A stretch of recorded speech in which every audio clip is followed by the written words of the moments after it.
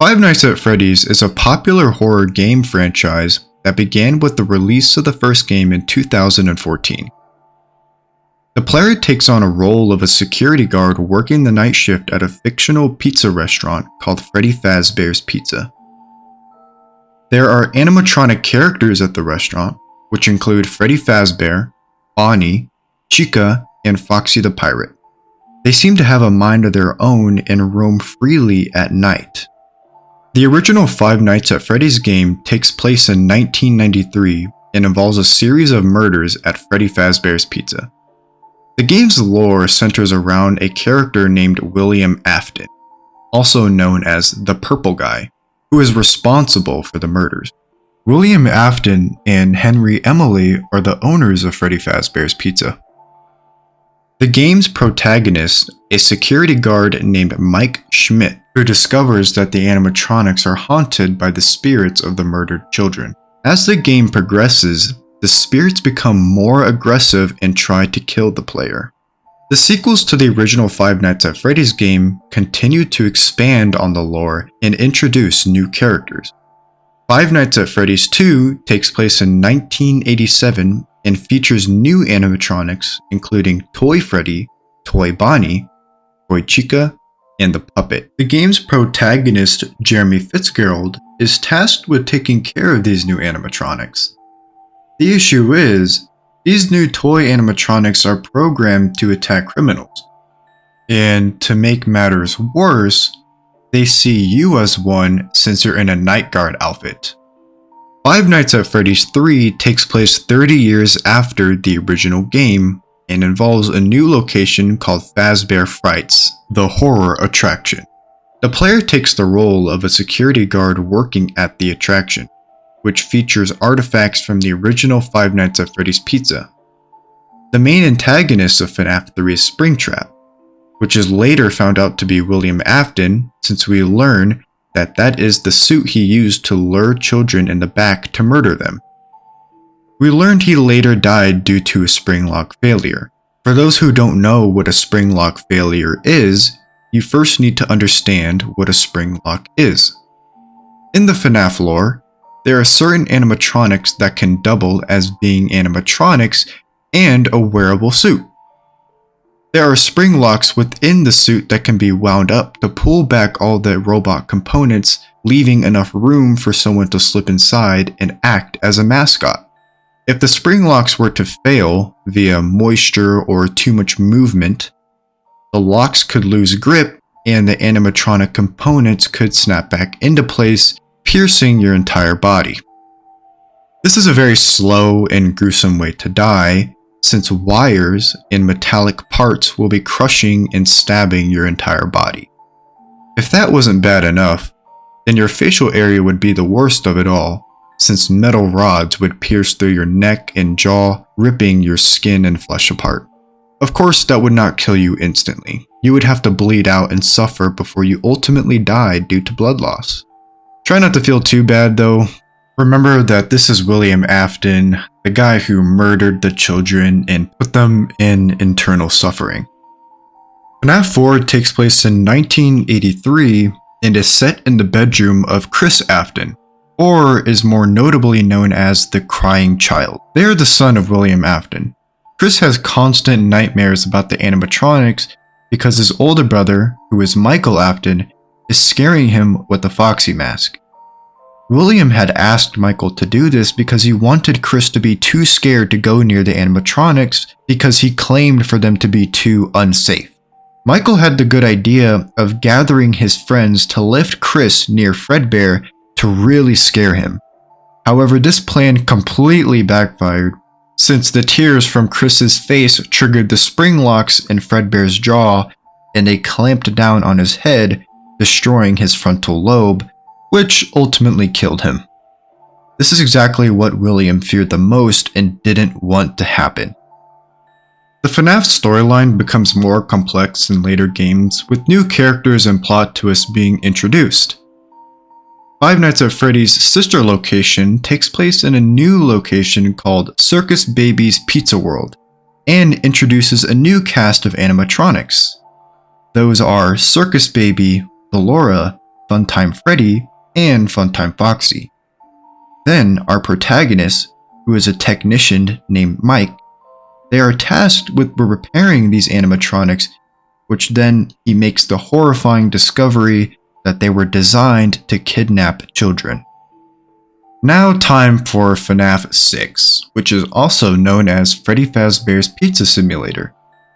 The game introduces new gameplay mechanics in which the player runs their own Freddy Fazbear's Pizza restaurant. Because of the nature of the game, people have different experiences and do different things at different times. In the game, you not only have to build your own pizzeria, but you also have to scrap animatronics that were found in an alleyway. Two notable ones are Circus Baby, which is now called Scrap Baby, and of course Springtrap, who is now known as Scrap Trap. There's a particular animatronic in this game called Lefty, who is possessed by the marionette, and the spirit who possesses the marionette is Charlotte Emily, who is the daughter of Henry Emily, one of the owners of Freddy Fazbear's Pizza and friend of William Afton. William has been going down a dark spiral due to his divorce and kills Charlotte so that way he can destroy Henry's perfect family. After being murdered, that's when Charlotte goes on to possess the marionette. It is Henry's plan to gather all the animatronics together so that way he can burn them, setting all the trapped spirits free. There are many Easter eggs and fan theories that have been circulating around the community surrounding the Fnaf lore. Some fans believe that the animatronics are possessed by the souls of murdered children, while others believe that they are controlled by an artificial intelligence created by William Afton. Some fans also have theorized that the Fnaf universe exists within a larger dimensional system known as the Aftonverse. Overall, the Fnaf lore is complex and continues to evolve with each new entry in the series. While the exact details of the story may be up for debate, the popularity of the franchise is a testament to its ability to captivate and terrify audiences. Alright, so now that we've kind of gone over the lore, I want to start going over some fan theories. One of the most popular fan theories is the bite of 87. In which an animatronic bites off the human's frontal lobe. The identity of the animatronic responsible for the bite of 87 remains unknown, although many fans believe it was Mangle, who is a character from Five Nights at Freddy's 2. The next fan theory is about Five Nights at Freddy's 3. There's an ending in FNAF 3 called the Good Ending, in which all the spirits are set free and can move on. Some fans believe that this ending is not canon and the spirits are all still trapped within the animatronics. Alright, so the next theory is called Dream Theory. Some fans believe that the events of Five Nights at Freddy's were all a dream experienced by the main character, either Mike or the child in FNAF 4. This theory is supported by the frequent use of dream imagery and the belief that some of the events in the games were too fantastical to be real. Believe it or not, a lot of people believe this to be true. That's largely due to the fact that Scott Cawthon, who is the developer of Five Nights at Freddy's, was heading in that direction, but a lot of the community didn't really like that, since it felt as if it was a cliche ending saying, oh, it was all a dream, none of it really happened. The next thing here are Easter eggs. These are fun little things that the developer put into the game knowing that they would confuse the heck out of everybody. The first one being a hidden character named Golden Freddy, which can be encountered throughout the FNAF game. Golden Freddy is a yellow and gold version of Freddy Fazbear who can appear suddenly, often causing the game to crash. The next one is the Phone Guy's messages. This character is known as the Phone Guy, who leaves cryptic voicemail messages throughout the FNAF games that can provide clues about the game's lore. Some of these messages can only be accessed by entering secret codes or performing specific actions in the game. Next one is the Shadow Animatronic. The FNAF game features two shadowy versions of the animatronic characters, known as Shadow Freddy and Shadow Bonnie. These characters are often associated with hallucinations and unusual glitches in the game. Alright, so this one's going to be fun. we're going to get into the unsolved mysteries of Five Nights at Freddy's. The first one is being about William Afton, or better known as the Purple Guy. However, there's never really been a definitive answer on why he did such acts. Many people, including myself, speculate that he lost himself and his humanity because of his divorce and a rough family life. The second unsolved mystery is the missing children. Although the spirits of the 5 children who were murdered at Freddy Fazbear's Pizza are present in the Fnaf games, the bodies of the other missing children have never been found. The next one is the source of the animatronics' sentience. While it's clear that the animatronics in the Fnaf games have some form of sentience, the origin of this sentience is unknown. Some fans believe that the animatronics are possessed by the spirits of the children, while others believe that they were imbued with artificial intelligence by William Afton. Alright, I figured since I have you guys here that we spent some time talking about the Fnaf movie. And for those who don't know, the Fnaf official teaser was released on May 16th of 2023. Within this teaser, we get to see the designs of the animatronics, which in my opinion, they look pretty much perfect.